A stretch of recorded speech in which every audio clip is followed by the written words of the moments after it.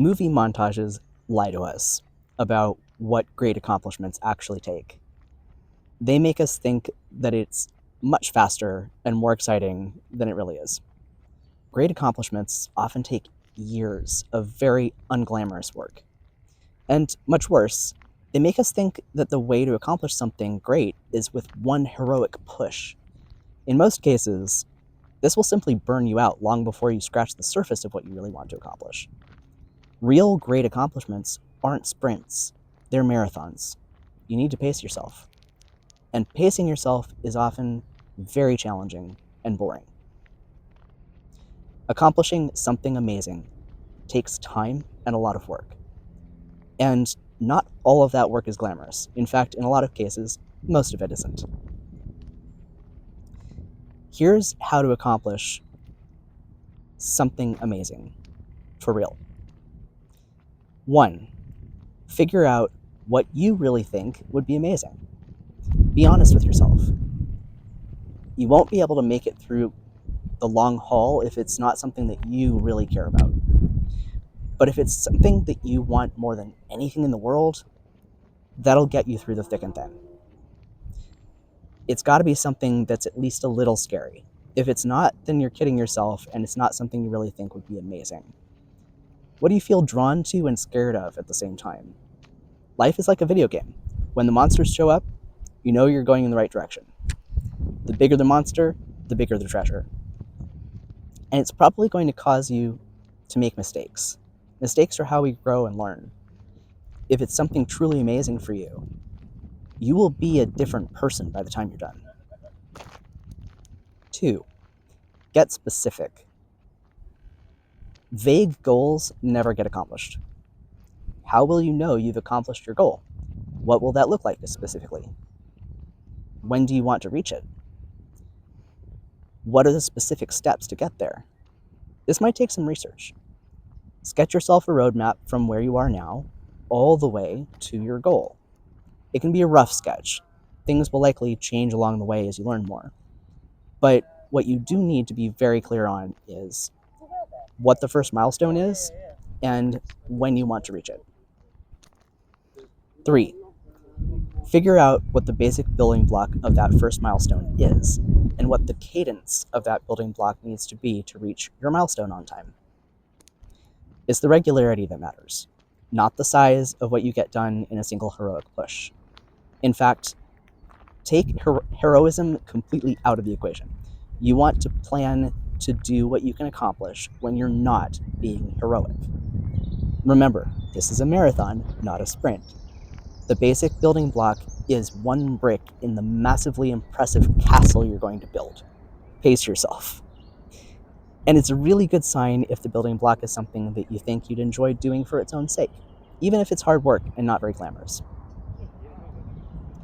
4. Ask for help before you need it. Set up your support network. Friends, family, teachers, tutors, coaches, therapists, medical professionals, disability accommodations. Yes, even if you don't think you're going to need them, get them set up now anyway, just in case. Have measures and plans in place before you need them so that you have a good safety net for when you fall. Yes, I said when you fall. If you're going to accomplish something amazing, you will fall along the way, multiple times. If you don't fall, then whatever it wasn't really amazing for you. It was just ordinary. So be prepared to fall. Have a safety net in place to catch you. Then, when you do fall, use it. 5. Start laying those bricks one at a time at your regular cadence. You might be able to white knuckle this for a brief while with sheer willpower, but very soon you'll need to do step 6, which is to get the help of your subconscious. Your subconscious is where your motivation comes from. You don't do anything for long without your subconscious being on board with it. Get your subconscious on board every day. For example, do daily affirmations and do them properly. I have a video on how to do affirmations in a way that's actually effective, which I'll link below.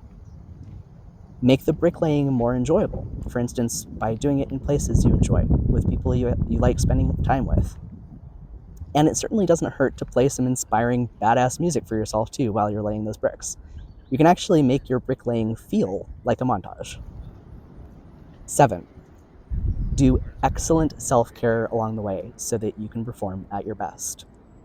I have a couple of playlists for helping with this, which I'll link in the description below as well. Take the breaks you need, get the sleep you need, eat properly, you need the right fuel, drink plenty of water, it really does help your brain. Take any medications and supplements that help your body-mind function sustainably at its best. When your emotional, mental, or physical health needs attention, take the time and actions you need to heal. See whatever professionals help you to be at your best, and remember to use your safety net. Here's a specific example from my own life. I asked my inner guidance what to do next with my life, and it gave me 3 options. This was about, I think 3 years ago. Option 1, go work on a permaculture farm. Option 2, go get a master's degree in Western esotericism at the University of Amsterdam. Or option 3, go get a 3rd undergraduate degree in classics at the University of Oxford. I realized that if I were really honest with myself about what I thought would be amazing, it would be go to Oxford. I did research and consulted with inner guidance and discovered the specific steps that I needed to take. I won't go into all of them here, but the first big milestone was to get an online certificate in higher education from Open University. Not very glamorous. I already had 2 undergraduate degrees, one of them in a liberal arts subject. This would be like going through year 1 of a liberal arts degree all over again. But I also knew that I would probably enjoy it anyway. This is the kind of stuff I can obsess over. So that was a good sign that this would be a good path for me. The basic building block of this Open University certificate, it was what they called a unit, which was basically a chapter in one of their textbooks. I would have to go through 5 textbooks, and I would need to get incredibly high grades in order to impress Oxford. I set up my safety net. I asked for help ahead of time. I told my friends what I was going to do. I registered with Open University's disability support system. I made sure I knew what resources Open University had available for me. And I started the process of getting to know my tutors by telling them from the get-go about myself, what I was concerned about, and how they could best help me through this program. I started the course and started laying my bricks one at a time. Maintaining the quality of work for those high grades was far more work than I had anticipated, and it was difficult to find my stride at first. I did vivid, repeated affirmations every morning, really visualizing myself being at Oxford, fully imagining being there and what it felt like, saying words to myself that I found truly inspiring and empowering. As far as doing my bricklaying in places I enjoyed with people I like, my course was remote, so I didn't have any in-person colleagues to do it with, nor did I have a university campus. So I found a cafe that I really liked the people and atmosphere of to study at. I also made ample use of study with me videos on YouTube whenever I was studying at home. I'm now starting to make my own study with me videos to pay it forward a bit. I'll link that playlist below too. And I made my home studying environment feel like a sanctuary. And yes, I made myself playlists of music to play while I was studying, so it felt like my very own montage. I still have these playlists, and I'll link them below in case you want to use them for your real-life montages. All of that, plus how much I cared about my goal, and the fact that I did find the building blocks themselves enjoyable most of the time, gave me the motivation I needed to find my stride. But soon I started to feel burned out, and I was only about a third of the way through. I was falling and falling hard, so I leaned hard on my tutors. I told them what I was experiencing, and I asked them for help. And they helped me find adjustments to improve my technique so that I wasn't working quite so hard. My safety net worked. And guess what?